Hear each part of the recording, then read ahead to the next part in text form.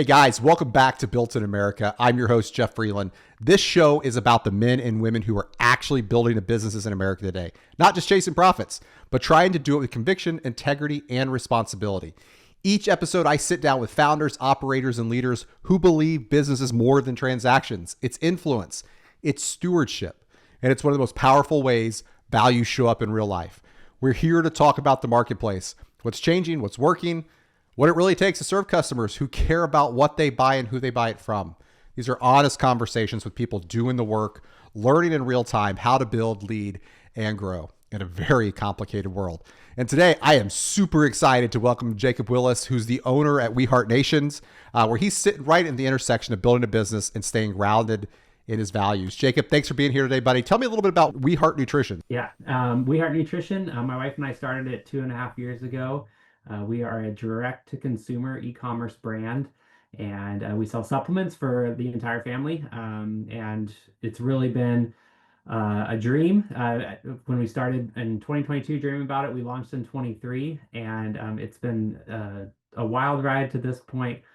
But we give 10% back of every purchase to pro-life pregnancy care centers. And so that's been our mission from the beginning.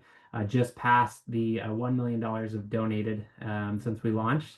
And just our customers love it. It's been a really amazing process to grow it. Yeah, dude, that is awesome, man. I love hearing that $1 million number. That's so cool. So cool. All right, let's jump into our questions then. First question is, how does your business help people live out their values when they spend their money? Yeah, I remember before I started walking through the supplement aisle at Costco or the big box store, and it's so overwhelming just seeing all the supplements there. It's almost like judging a book by its cover. You just pick the one with the prettiest branding because you have no clue what it all is. And so we wanted to create a brand that people could connect with, that they knew the faces behind it and they knew the values behind it. We were coming off of kind of that 2020 momentum, and you were so tired as a conservative American of supporting a brand and then they were celebrating something you were totally opposed to. And so we wanted to create a supplement brand that you didn't have to do the guesswork on. You didn't have to wonder what the ingredients were. And you also didn't have to wonder what their values were and worry that next month they're going to take some stance that you're wildly opposed to. And so we wanted to create all of that. And then on top of that, give it a mission. And so the 10% back to pro-life pregnancy care centers really became a staple of our messaging and what we do. So every time a customer places an order, they get an email that says, this amount of dollars has just been donated on your behalf. And so it really became a way for people to know that their money was going somewhere and it wasn't just to a big corporation. And a lot of the corporations that own the supplement companies are doing things conservatives are wildly opposed to. You just don't realize that they're owned by these giant corporations. And so it really just became a way of, in all those avenues, people could say, I can connect with this family. I feel like I can trust them and I can tangibly see how money is going back. That's awesome. That is awesome, man. Love to hear it. Okay, question number 2. What does building and growing your business in America mean to you personally? So I grew up in a business family. My dad still owns a business in the supplement industry. He's on the ingredients side. And so he always had a commitment to doing what's right and employing people here in the US. And so one of the things he noticed as the supplement industry became bigger in the 90s and the early 2000s, a lot of the big corporations took the manufacturing overseas, and it helped to trim the margins down a little bit. But obviously, there's quality concerns when you do that, and it really doesn't support the U.S. economy. And so one of our commitments is that we'll always manufacture here in the U.S. Unfortunately, it's impossible to get every ingredient from within the U.S. It is a global market, but whenever possible, we source our ingredients here in the U.S. and then we ship out of the U.S. And so we're always looking for a manufacturer or a warehouse that can connect with what we're doing and feel good about it. And so that doesn't mean they have to be perfectly aligned with every single one of our values necessarily, but they can see like, oh, you guys are more than just that traditional supplement company, and they can stand behind that and be excited as we grow, not just because it's benefiting their business, but because they see our mission growing. And so being in the U.S., running everything here in the U.S. is really core to what we do, and our customers love it. And obviously, it's one more element of trust to see like, oh, they're actually produced here in the U.S. And if people ask what state or whatever, it's like, oh, our omegas are made in California, our our supplements are made in Utah or whatnot. And so it really becomes a way for them to know. And they're all third party tested here in the US. And so it is amazing when you grow a business, Yeah, all the avenues that end up being involved. And I have a box supplier in Missouri, or it's very all encompassing when you really start to grow a business, the number of other companies that you can support. absolutely. And our audience here loves to hear that as well. So that's awesome. All right, question 3. How have you seen your customers change in the last, few months or maybe few years, especially those that are conservative or faith-minded customers? Yeah, so I mentioned we launched in 23, and so customers were really looking for that companies that they could trust. And so I would say we started off very values forward, very mission forward. The pro-life stance was there from the very beginning. And so we've always attracted customers that align with that. And honestly, they are legitimately the best customers you could ever want. They're very understanding, they're very gracious. When USPS loses an order or whatever, they don't come after you just to start and whatnot. And so we've always had customers that are so gracious. I would say over the past 6 to 9 months, one of the things we've started doing is in every order we send out a 4x6 card that talks about the center that we're donating to that month.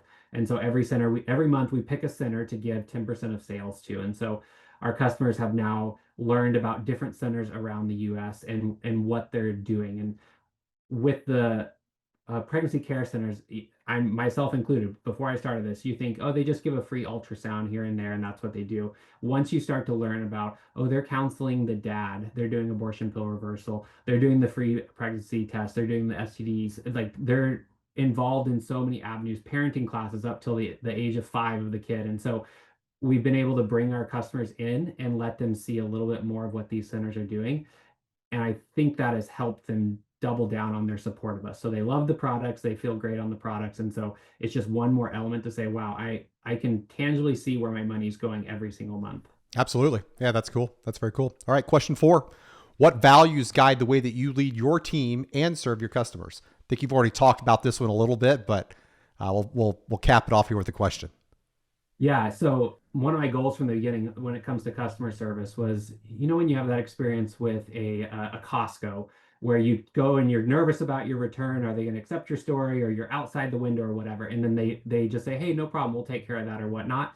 That has always been my goal, is to be one of those companies that customers just rave about the customer service in the business. And so we have always strived to take care of any problems as far as a shipping package gets lost or a bottle got broken on arrival as quickly as possible. I run personal shipments to the UPS store daily to just get a package out right away for a customer, just because something went wrong with USPS and they're running low or whatnot. And so we really want to go over and above for our customers and really treat them like we would want to be treated. As far as leading a team, I think the biggest thing that I find myself is humility, and not to boast on myself, but more in a e-commerce is new to me. I've been in it in 2.5 years, and it is amazing how dynamic it is, how much goes into it. I mean, how many acronyms there are to learn about in e-commerce. And so when we bring on a team member or when we hire an agency, I'm really relying on them to give me their expertise, and we will always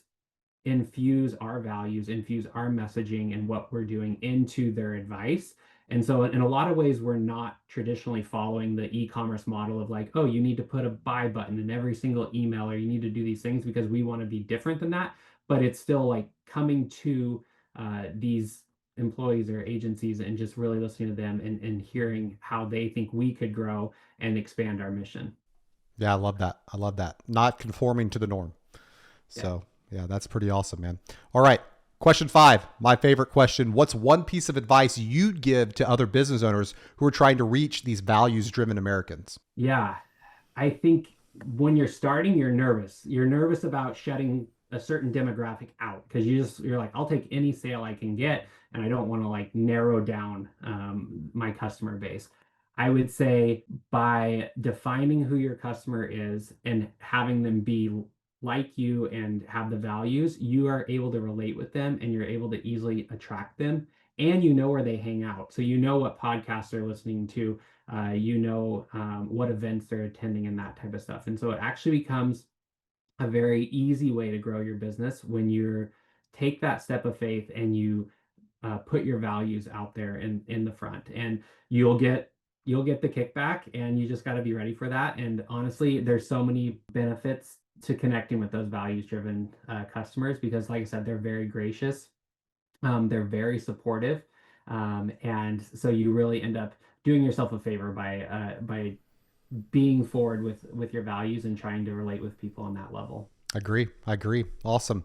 Well, Jacob, thanks so much for being here, man. That's a wrap on our show today, but I appreciate the time and what you guys are doing. Awesome. I appreciate it, Jeff. Yep.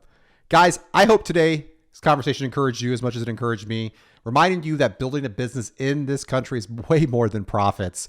It's what Jacob just said. It's about values. It's about people. It's about long-term impact. If you've enjoyed this episode, make sure that you've subscribed to our weekly Liberty Spenders podcast. You can find it right here on YouTube, where we go deeper into how Americans are choosing to live out their values with where and how they spend their money. And if you're a business owner or a leader or a brand that wants to better understand how to serve values-driven Americans, let us know. Head over to libertyspenders.com and you'll be able to book a meeting and talk with one of our team members. And finally, if you or someone you know would like to be a guest here on Built in America podcast, head over to builtinamericapodcast.com to learn more and apply. But thanks for listening, guys. Thanks for supporting American-built businesses, and we'll see you next time on Built in America.